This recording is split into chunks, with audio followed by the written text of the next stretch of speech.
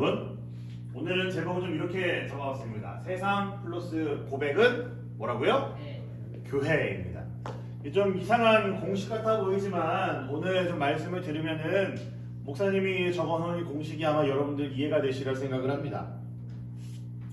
여러분 질문하고 시작을 할게요. 여러분 우리 그리스도인들은 어떻게 살아야 될까요? 여러분들의 답은 뭐예요? 우리 그리스도인들은 어떻게 살아야 되는 사람들입니까? 그럼 분명히 여기서 시크하게 이렇게 얘기하는 사람들이 있겠죠? 잘 살아야 됩니다. 왜 이렇게 안 나오냐? 네, 나네. 네, 잘 살아야 됩니다 라고 얘기하는 사람도 분명히 있을 겁니다. 여러분 그렇다면은 어떻게 살아야지 잘 사는 겁니까? 혹시 여러분들은 이 잘 사는 것에 대해서 어떻게 대답을 하고 싶으십니까? 우리 그리스도인들에게 있어서 고백이라는 것은 너무나 중요합니다. 이 고백이라는 confession이라는 단어가요 너무나 우리에게 중요한 단어예요. 우리 그리스도인들에게 너무 중요한 단어예요. 물론 이것이 저와 여러분들이 쉽게 사용하는 뭐 누가 누구를 좋아했대요 뭐 얼레리 꼴레리 하는 이런 고백의 수준이 아니고요. 이제 우리가 갖고 있는 예수 그리스도에 대한 그 신앙이 무엇인지를 고백하는 것, 우리가 알고 있고 우리가 참으로 믿고 있는 하나님이 어떤 분이신지를 고백하는 것, 이것이 우리에게 정말 중요한 문제입니다. 오늘 저와 여러분들은요 아주 분명한 신앙 고백을 하나 좀 살펴보려고 해요. 그리고 이 고백을 통해서 우리 그리스도인들이 어떻게 살아야 되는지, 그리고 우리의 정체성이 무엇인지를 이 신앙 고백을 통해서 우리는 알 수가 있습니다. 그래서 오늘 우리가 읽은 말씀은요 사실 굉장히 중요한 말씀입니다. 그리고 목사님은 좀 미리 말씀을 드리지만 이 베드로가 했던 어떤 신앙의 고백보다 그 고백을 통해서 무슨 일이 일어나는지를 좀 여러분들과 깊이 좀 나눠보고 싶어요. 오늘 말씀 중요한 이유는 바로 이것 때문에 그렇습니다. 예수님께서 오늘은 이 베드로의 고백 이후에 이렇게 선언하시기 때문에 그래요. 내가 이 세상에 교회를 세우겠다라고 선언을 하시기 때문에 그렇습니다. 성경 전체를 통틀어 가지고요 교회라는 단어가 제일 먼저 등장하는 곳이 오늘 우리가 읽은 이 말씀입니다. 마태복음 16장에 교회라는 단어가 제일 먼저 등장을 해요. 근데 어떤 말씀 위에 등장을 하느냐? 바로 제가 방금 이야기했던 베드로의 고백 이후에 등장을 합니다. 자, 오늘 말씀 16절부터 18절까지 말씀입니다. 우리 다시 한 번 더 읽어보도록 할게요. 같이 보겠습니다. 시작. 시몬 베드로가 대답하였다. 선생님은 살아계신 하나님의 아들 그리스도십니다. 예수께서 그에게 말씀하셨다. 시몬 바요나야, 너는 복이 있다. 너에게 이것을 알려주신 분은 사람이 아니라 하늘에 계신 너의 아버지시다. 나도 너에게 말한다. 너는 베드로다. 나는 이 반석 위에다가 내 교회를 세우겠다. 죽음의 문들이 그것을 이기지 못할 것이다. 자, 여러분, 예수님께서 내가 교회를 세우겠다라는 말씀이 어떤 말씀 이후에 등장을 해요? 빨간색으로 글씨가 들어왔죠? 어떤 말씀 이후에요? 하나님의 아들 그리스도이십니다 라는 이 베드로의 신앙 고백 이후에 우리 예수님께서 말씀을 하십니다. 지금 이것만 봐서는요 이 베드로가 대답을 잘했고 신앙 고백을 잘해서 예수님 기뻐하셨구나, 베드로의 대답을 통해 예수님이 교회를 세우셨구나 라고만 우리가 생각을 할 수가 있습니다. 너무나 간단하고 쉬운 생각이에요. 그러나 여러분 우리가 좀 이 안에 담겨있는 의미를 좀 더 살펴봐야 됩니다. 우리 오늘 말씀 한번 잘 보셔야 됩니다. 오늘 말씀의 배경을 한번 잘 보셔야 돼요. 제일 처음에 13절 말씀 우리 한번 볼게요. 13절도 한번 봅시다. 시작. 예수께서 빌립보의 가이사랴 지방에 이르러서 유다들에게 묻으셨다. 사람들이 인자를 누구라고 하느냐? 자, 여러분 보이세요? 오늘 이 대화가 이루어지고 있는 장소가 어디입니까? 빌립보의 가이사랴 지방입니다. 베드로의 신앙 고백 너무너무 훌륭했고요. 그 안에 예수님에 대한 그 신앙을 너무나 듬뿍 담아냈습니다. 아마 베드로의 이런 신앙 고백은요 예수님 시대 그 누구도 하지 못했던 베드로만이 할 수 있었던 신앙 고백이기 때문에 예수님께서 너무나 기뻐하셨고 그 신앙 고백 이후에 내가 교회를 세우겠다라고 얘기를 하셨어요. 근데 그것은 표면적인 이유이고요. 이런 대화들이 어디서 이루어지고 있는지도 우리가 한번 살펴봐야 됩니다. 오늘 이 대화가 이루어지고 있는 장소 빌립보의 가이사랴라는 지방입니다. 우리가 그냥 성경을 쓱 읽으면요 그냥 넘어갈 수 있는 이름인데요, 유심히 보면 보입니다. 예수님께서 이 말씀하신 이유가 어디에 있는지. 간단한 이야기가 아닙니다. 예수님보다 조금 더 앞선 시대에 대헤롯이라는 왕이 있었습니다. 그레이트 헤롯이라고 그러는데, 예수님이 태어났을 때에 그 모든 남자아이들을 죽이라고 했던 왕 있잖아요. 알죠? 예, 이제 좀 있어 성탄절 되면 그 말씀 많이 볼 거예요. 네, 모든 남자를 죽이라고 했던 왕이 바로 이 대헤롯, 그레이트 헤롯이라는 사람입니다. 근데 이때 당시 이스라엘, 팔레스타인 지역은요, 로마라는 아주 거대한 나라에게 이제 그 지배를 받고 있었어요.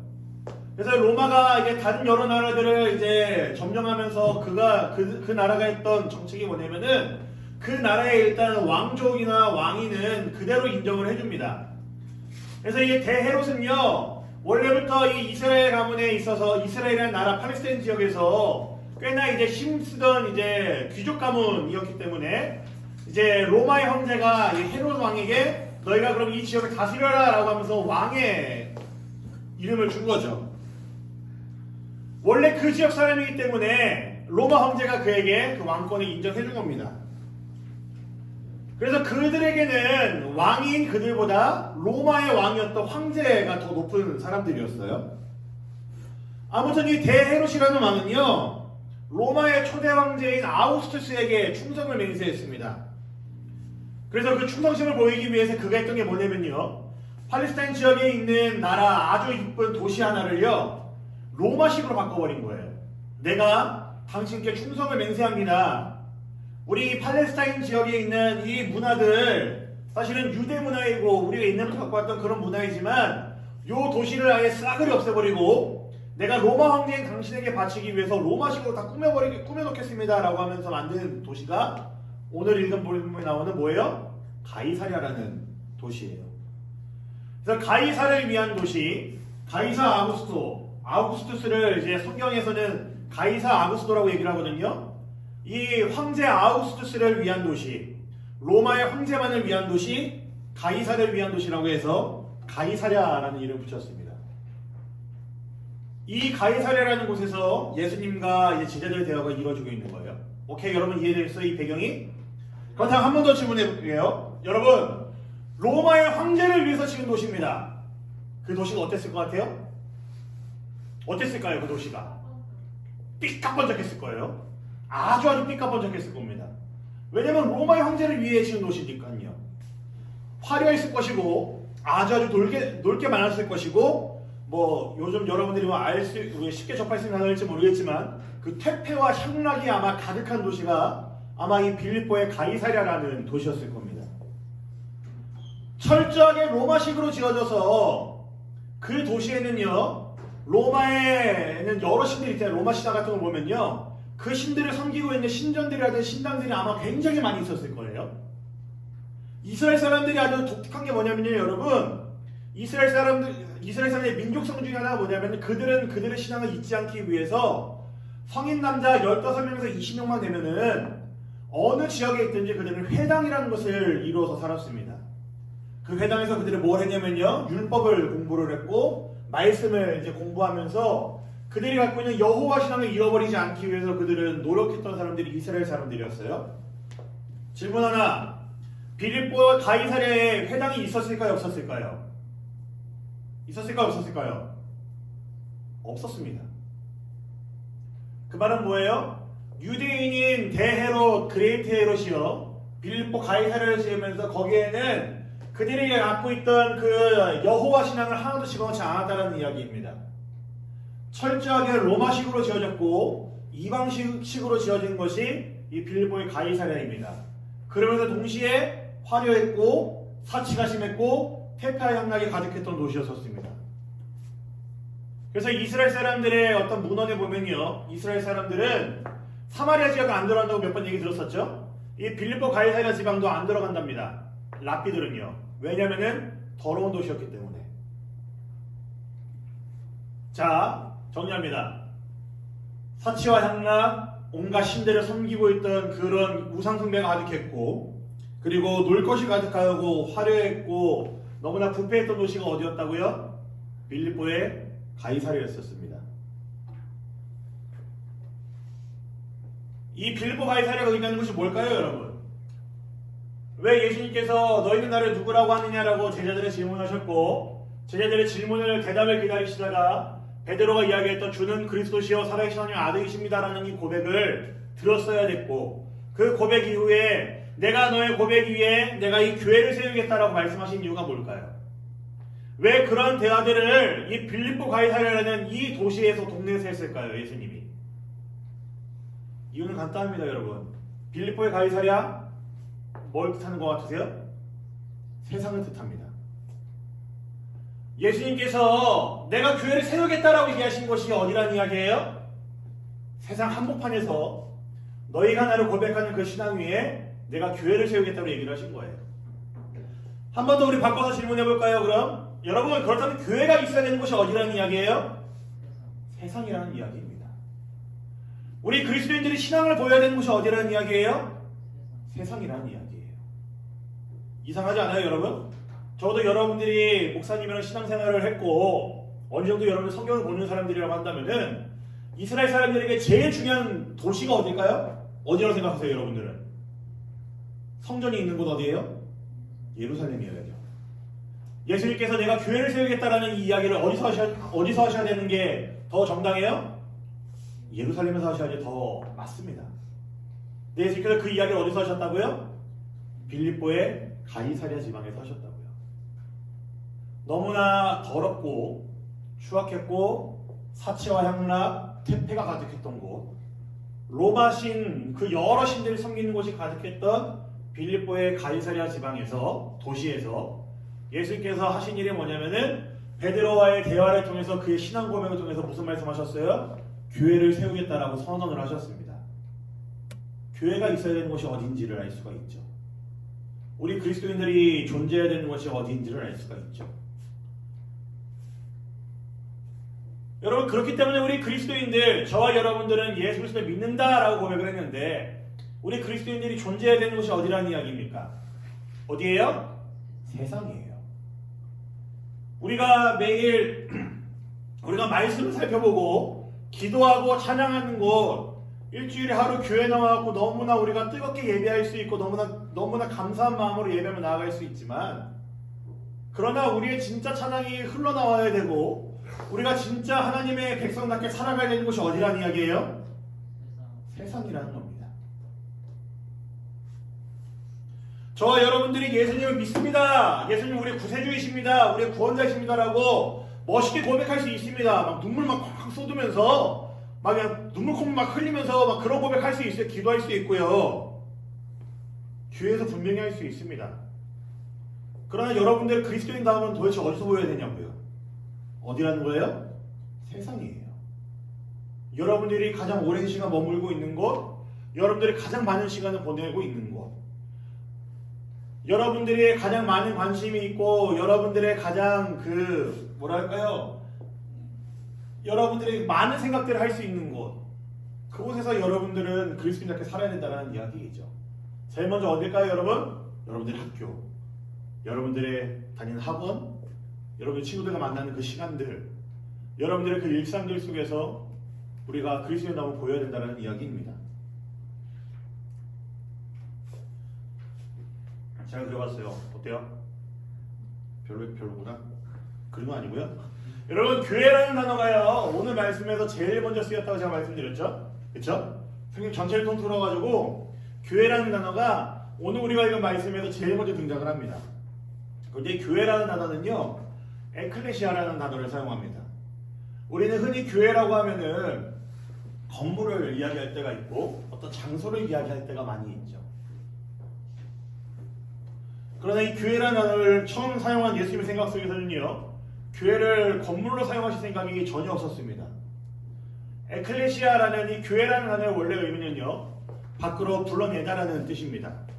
원래 있던 집단, 원래 있던 공동체와는 다르게, 질적으로 다르게 살게 하기 위해서 밖으로 끄집어낸 사람들을 에클레시아라고 이야기를 합니다. 교회라는 단어가 뭐라고요? 바로 이 에클레시아라는 단어를 사용합니다. 우리 예수님께서는요, 우리가 세상 속에 살고 있지만 세상과 다르게 살기를 원하시면서 그렇게 살게 하기 위해서 저와 여러분들을 교회로 불러내셨다라는 이야기예요. 우리를 교회라고 하신 이유는요, 너무나 우리에게 그 무거운 마음을 줍니다. 우리는 세상과 달라야 됩니다. 예수님께서는 교회를 세우겠다라고 세상 속에 한가운데서 얘기하셨지만 우리는 세상 속에 살아가야 되는 사람들이지만 우리는 세상과 분명히 달라야 됩니다. 그게 바로 저와 여러분들에게 준 책임이고 의무입니다. 그리고 보면 아시겠죠? 교회는 건물이 아니고 뭐라는 이야기예요? 불러낸 저와 여러분들이라는 이야기입니다. 자, 우리 이야기를 마무리하죠. 오늘 말씀에 나온 베드로의 신앙 고백, 주는 그리스도시요 살아계신 하나님의 아들이십니다라는 이 고백은요, 저와 여러분들이 살고 있는 이 시대에는 그렇게 특별한 고백은 아닐 겁니다. 그렇다고 이 고백이 제가 가볍다는 이야기가 아니고요, 이 특별한 고백이 아니라는 이유는 뭐냐면은 저와 여러분들은 이미 그리스도인이기 때문에 이 고백은 우리가 얼마든지 했습니다. 얼마든지 우리는 할 수 있고요, 우리는 이 고백의 홍수 속에서 살고 있습니다. 중요한 것은 이 고백이 언제 이루어졌었는지, 이 고백 이후에, 최초의 고백 이후에 우리 주님께서, 우리 예수님께서 무슨 일을 행하셨는지 우리가 알아야 된다는 거죠. 이 고백이 이루어졌던 장소 한번 생각해 보십시오. 그리고 그 고백을 생각한다면은, 그 고백을 통해 예수님께서 무슨 일을 하셨는지를 생각한다면은 우리는 이 고백의 중요성을 알 수 있을 것이고 우리의 정체성을 확실하게 알 수 있을 것입니다. 예수님께서 이 고백이 이루어졌던 장소, 그리고 그 고백 위에 무슨 일을 하셨죠? 예수님이 무엇을 세우셨습니까, 여러분? 뭘 세우셨어요, 예수님이? 교회를 세우셨습니다. 저와 여러분들이 정말로 예수님을 믿는 사람들이라고 한다면은, 우리가 그리스도인이 맞다면은 우리는 이 세상에서 그리스도인답게 살아야 됩니다. 여러분들의 삶이 달라야 됩니다. 우리가 교회라는 이유는요, 우리는 분명히 세상과 다르기 때문에 교회입니다. 그럼에도 불구하고 우리는 세상 속에서 살아야 됩니다. 왜냐하면 예수님은 우리를 교회라고 말씀하신 것은 세상 한가운데서 한복판에서 그렇게 선언하셨기 때문에 그렇습니다. 흔히 그래요. 믿음이 깊어지거나 기도원으로만 매일매일 들어가는 분들 많이 있죠. 매일매일 기도한다고 어디 이제 굴파고 들어가는 사람, 굴파고 들어가는 사람은 어쩌요 요즘은? 이제 어디 산수로 들어가는 사람들 있잖아요. 우리 기독교는 절대로 그렇지 않습니다. 정말로 우리가 예수님 믿는 사람이라고 한다면은 정말 예수님의 이 선언이 맞고 이 고백이 맞고 예수님이 교회를 세우셨다는 것이 진짜라고 한다면은 우리 그리스도인들은 믿음이 깊어지면 깊어질수록 어디로 가야 될까요? 세상 속으로 들어가야 됩니다. 여러분들은 학교에서 교회가 되어야 됩니다. 여러분들은 학원에서 교회로서 살아야 됩니다. 여러분들은 친구들과 만날 때 그리스도인답게 여러분들은 살아야 됩니다. 이게 베드로의 신앙 고백 이후에 예수님이 그 고백 위에 말씀하셨던, 선포하셨던 교회를 세우겠다라는 그 말씀에 담겨있는 의미입니다. 사랑하는 우리 중등부 여러분, 여러분들이 세상에서 정말 멋있는 그리스도인으로 살기를 간절히 소망합니다. 여러분들의 학교에서, 여러분들의 학원에서, 여러분들의 매일매일의 일상 속에서 여러분이 진짜 그리스도인답게 살기를 간절히 소망합니다. 여러분 주변에 있는 어려운 이웃에게 한번 관심을 더 가져보십시오.